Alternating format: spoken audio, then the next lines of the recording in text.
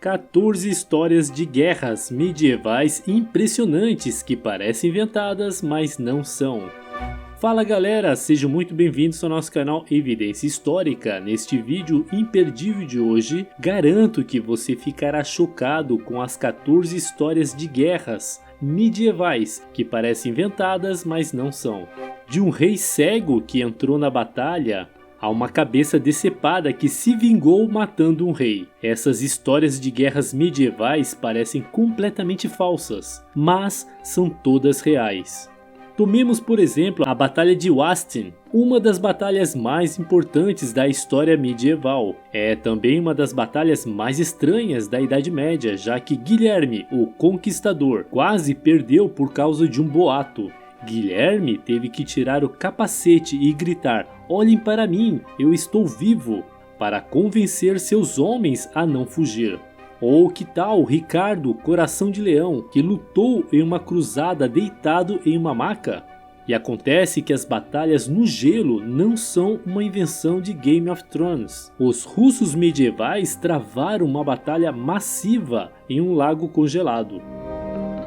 Quase perderam a guerra por causa de um boato. O exército de Guilherme o Conquistador recuou na Batalha de Hastings porque ouviram que ele havia morrido. Ele teve que tirar o capacete para mostrar que estava vivo. A Batalha de Hastings decidiria se os ingleses ou os normandos governariam a Inglaterra. E no meio da batalha campal, os normandos quase recuaram quando pensaram que Guilherme, o Duque da Normandia, havia morrido. O boato varreu o flanco esquerdo normando, quase causando pânico, mas antes que o erro se transformasse em derrota, Guilherme reuniu suas tropas tirando o capacete no meio da batalha. "Olhem para mim", gritou Guilherme, "vivo, e com a ajuda de Deus vencerei". O raciocínio rápido de Guilherme salvou o dia. Os normandos mataram o rei anglo-saxão Harold Godwinson e saíram vitoriosos. E Guilherme ficou conhecido como Rei Guilherme, o Conquistador.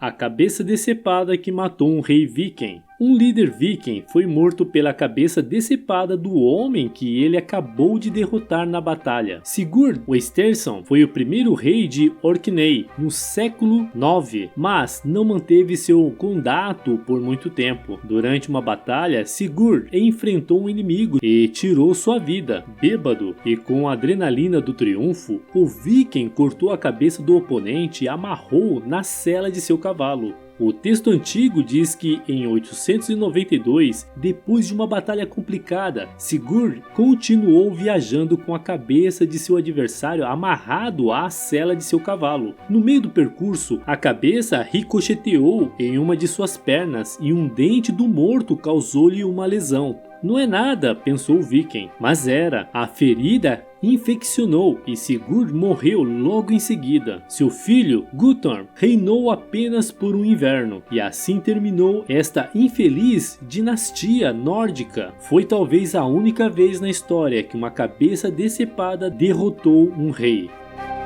2.000 homens morreram em uma guerra por um balde. Se você acha que já viu muita coisa estúpida, aí vai mais uma. Em 1325, Modena e Bolonha travaram uma guerra por causa de um balde. Isso mesmo, um balde. Na época, ambas as cidades-estados viviam em conflito. Porém, soldados modoneses invadiram Bolonha e roubaram um balde de carvalho que era usado para pegar água bem no centro da cidade. E não pararam por aí. Eles expuseram seus despojos, no caso o balde, na prefeitura de Modena, para zombar dos bolonheses. Em resposta, Bolonha declarou guerra. Eles reuniram uma força de 32.000 homens para invadir Modena, e 2 enormes exércitos medievais entraram em confronto perto da cidade de Zapolino. No final do dia, 2.000 homens morreram por causa de um balde roubado. Milagrosamente, os modoneses conseguiram vencer a a guerra. Mas não se contentaram com a vitória. Eles decidiram perseguir e humilhar os bolonheses, que fugiram para sua cidade em busca de abrigo. O exército modonês conseguiu destruir uma pequena barragem que desviava água para Bolonha e deixou os rivais sem acesso à água. Os soldados tripudiaram dos derrotados, organizando um pequeno campeonato esportivo perto de Bolonha e ainda roubaram outro balde dos caras.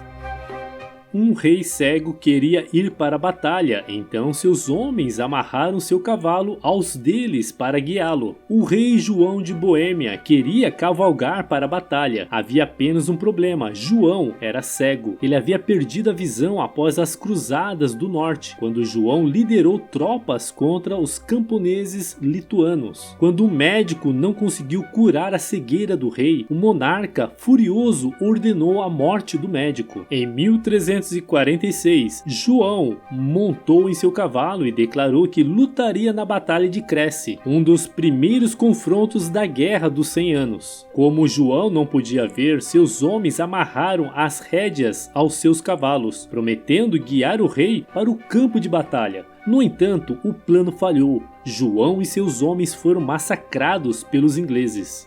Em um relato, João falou estas palavras finais depois de saber que seu lado perderia a batalha: longe que o rei de Boêmia fugisse. Em vez disso, leva-me para o lugar onde o barulho da batalha é mais alto.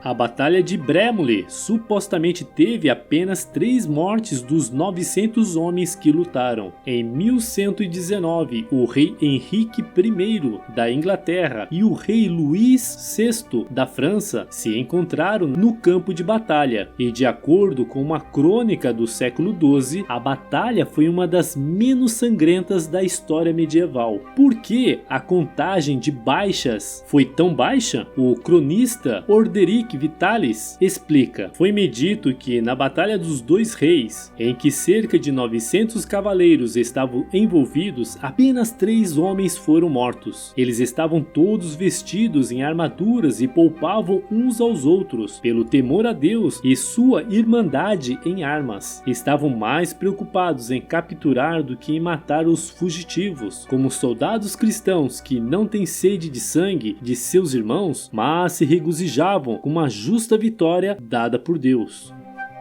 Terceira cruzada de repente parou quando um rei se afogou em um rio. Em 1189, um enorme exército cruzado partiu para a Terra Santa. À sua frente, o sacro imperador romano Frederico Barbarossa, ou Barba Ruiva, prometeu retomar Jerusalém para os cristãos. A longa e árdua jornada levou o exército pelos Balcãs e pela Ásia Menor. Os bizantinos, irritados com as invasões dos cruzados, atacaram os exércitos várias vezes. Então, em 1190, os cruzados se depararam com um problema maior: o rio Salep. Em 10 de junho de 1190, o imperador Frederico Barbarossa se afogou no rio Salep, perto do castelo de Silic. Relatos do evento são conflitantes. Alguns historiadores acreditam que ele pode ter tido um ataque cardíaco que complicou. Alguns dos homens de Frederico colocaram seu corpo em um barril cheio de vinagre, a fim de preservar o seu corpo. Como um cronista explicou, por mais sábio que fosse de outras maneiras, o imperador tolamente tentou com sua força contra a corrente e o poder do rio. Embora todos tentassem detê-lo, ele ignorou e entrou na água e mergulhou em um redemoinho. Ele, que muitas vezes havia escapado de grandes perigos, pereceu miseravelmente. Frederico Barbarossa afogou-se, praticamente à vista da Terra Santa. A perda foi tão desanimadora que, de acordo com o relato, alguns dos homens de Frederico Barbarossa renunciaram à sua fé e se tornaram pagãos. A morte prematura do rei contribuiu para o fracasso da cruzada.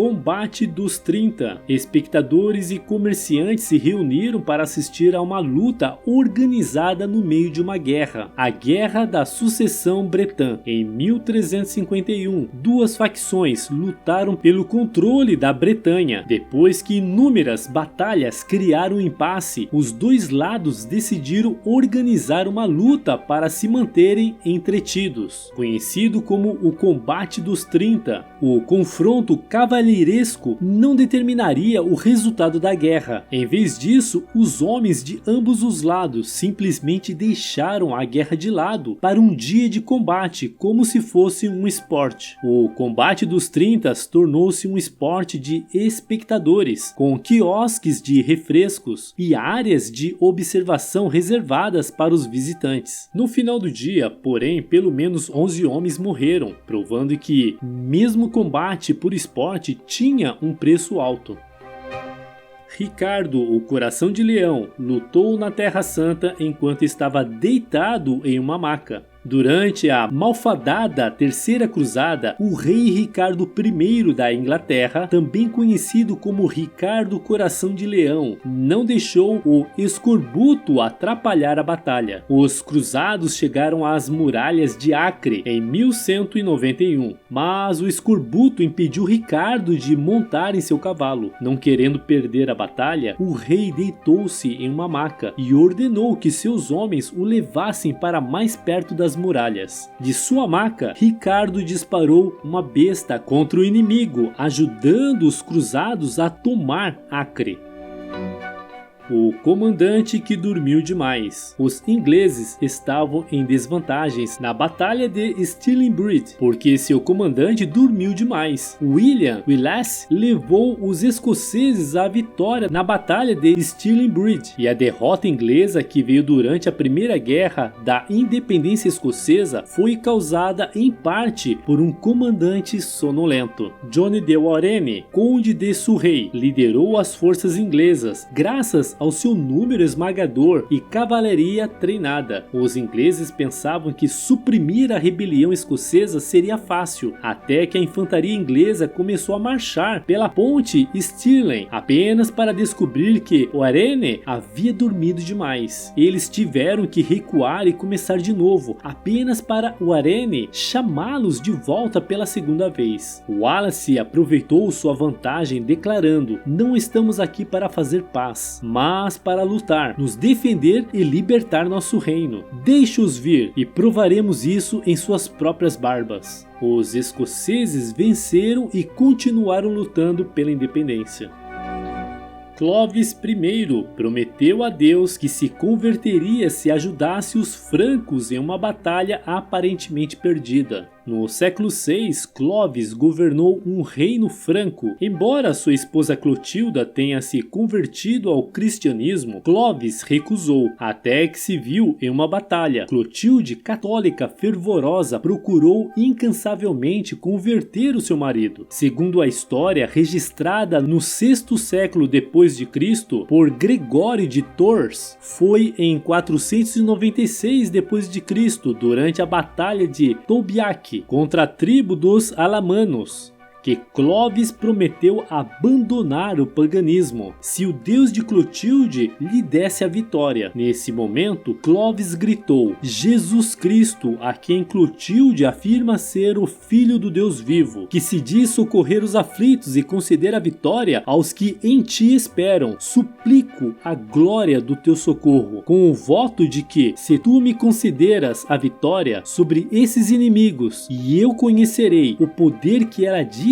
que as pessoas dedicadas em teu nome tiveram de ti, eu acreditarei em ti e serei batizado em teu nome." Embora as tropas de Clovis estivessem quase para ser derrotado, o rei dos Alamanos foi morto e seu exército se rendeu. As marés da guerra mudaram instantaneamente e os francos venceram. A surpreendente vitória convenceu Clovis a se converter ao cristianismo. mais de 20 mil turcos empalados na invasão da Bulgária. Vlad III, o Empalador, empalou mais de 20 mil turcos durante a invasão da Bulgária. Vlad III, o Empalador, ganhou seu nome da maneira mais difícil, empalando mais de 20 mil pessoas. Como governante da Valáquia, Vlad queria manter os otomanos fora de seu território. Quando o sultão Maomé II invadiu a Valáquia, Vlad o recebeu com os cadáveres de 23 mil turcos empalados. Como podemos despojar de suas propriedades um homem que não tem medo de defendê-las por meio como esses? Maomé II se perguntou, eventualmente voltando e deixando a Valáquia para Vlad. Para os turcos, Vlad era conhecido como o Príncipe Empalador. A Batalha Naval de Sluis. A Batalha Naval de Sluis foi supostamente uma batalha naval, mas na verdade foi apenas uma batalha em um grupo de navios amarrados. As batalhas navais medievais às vezes pareciam muito com batalhas em terra, especialmente a Batalha de Sluis. Durante um confronto de 1340 entre a Inglaterra e a França, os franceses alinharam 19 barcos e os acorrentaram. Os franceses pensaram que a tática tornaria impossível para os ingleses invadirem sua marinha. Em vez disso, um cavaleiro inglês percebeu que as correntes deixaram os franceses abertos para um ataque. Com sua marinha acorrentada, os franceses não podiam manobrar. A batalha se transformou em uma derrota, com os franceses perdendo milhares de homens e a maioria de seus navios. A Batalha do Lago Peipus. O reino de Novgorod se defendeu da invasão teutônica com a ajuda de um lago congelado. Na Rússia, no século XIII, pagãos, cristãos e mongóis lutaram pela supremacia. E quando os cavaleiros cristãos da ordem teutônica, que viam como seu dever sagrado lutar contra os pagãos, invadiu Novgorod, um lago congelado salvou o dia deles. Conhecido como a Batalha do Lago Peipus, a luta ocorreu em 1242. Os cavaleiros teutônicos avançaram contra a infantaria de Novgorod, liderada pelo príncipe Alexandre Nevsky, mas um lago estava entre as duas forças. Felizmente, o clima frio congelou o lago. Então, os cavaleiros simplesmente subiram no lago de gelo para enfrentar seus inimigos. Durante a Batalha do Gelo, cerca de 25 mil soldados lutaram no lago congelado. A batalha durou até a tarde da noite, quando os cavaleiros vacilaram e fugiram. Os russos os perseguiram. O gelo costeiro fino começou a desmoronar sob os cavalos e os pesados cruzados blindados. Os russos venceram por padrão.